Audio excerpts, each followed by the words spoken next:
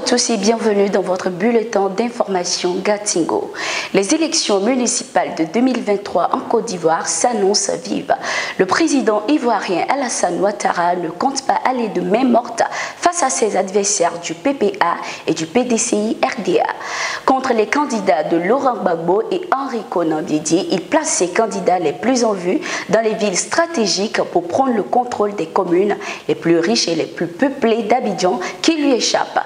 À Yopougon, longtemps considéré comme chasse gardée de Laurent Gbagbo, le RHDP positionne le président de l'Assemblée nationale, Adama Bictogo. La ministre des Affaires étrangères et de l'intégration africaine et de la diaspora, Kandia Kamara, part à la conquête de la commune d'Abobo. Cissé Bakongo, ministre auprès du président de la République chargé des affaires politiques, tentera ses chances dans la commune de Koumassi. Ces scrutins ont en effet lieu à 2 ans d'une élection présidentielle qui s'annonce bien plus ouverte et bien plus incertaine que les précédentes, ce qui rend le contrôle des mairies et des conseils régionaux encore plus déterminant. Les coupables des attentats du Grand Bassam en Côte d'Ivoire en voie de jugement. L'audience est prévue pour le 30 novembre 2022 dans la grande salle du tribunal de première instance d'Abidjan. L'information a été rendue publique en début de semaine par le procureur d'Abidjan, Adou Richard. Pour rappel, la Côte d'Ivoire avait été frappée par un attentat terroriste dans la ville balnéaire de Grand Bassam le 13 mars 2016. 3 hommes armés s'étaient rendus sur la plage de Grand Bassam et avaient ouvert le feu sur les personnes qui s'y trouvaient. Le bilan officiel faisait état de 19 morts.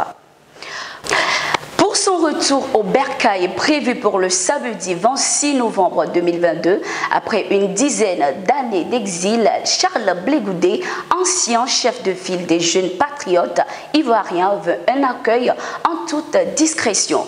Son message a été diffusé dans une vidéo sur sa page Facebook.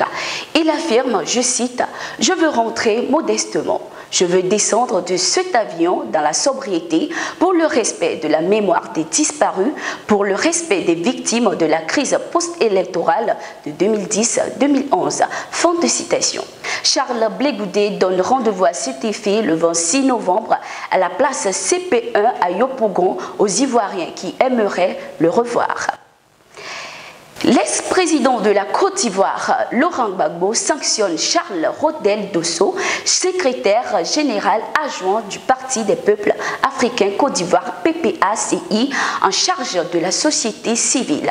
Une sanction qui intervient suite à l'obstination de l'ex-secrétaire d'État Charles Rodel Dosso à prendre part à une prétendue marche de protestation contre la charte des vies ce vendredi 25 novembre 2022.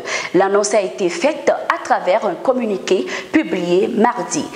Devant l'obstination du camarade à poursuivre ses activités relatives à cette manifestation, le président du parti décide de la suspension immédiate du camarade Charles Rodel Dosso de ses fonctions de secrétaire général adjoint en charge de la société civile, précise le communiqué.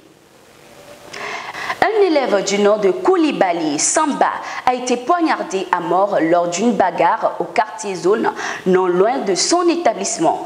Âgé de 15 ans et élève en classe de 3e au collège privé Berger 2, Koulibaly Samba a été impliqué dans une bagarre sans merci avec un élève en classe de 4e inscrit au collège La Renaissance qui serait actuellement aux mains de la police. Les forces de l'ordre auraient déjà procédé à des interpellations et mènent des enquêtes pour identifier tous ceux qui ont participé à la bagarre mortelle.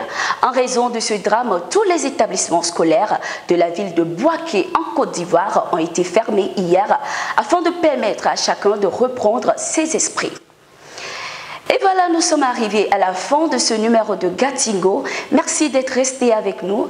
Abonnez-vous à nos pages pour être informé de l'actualité sur le continent. Nos programmes sont aussi disponibles sur le site www.toafrica.com.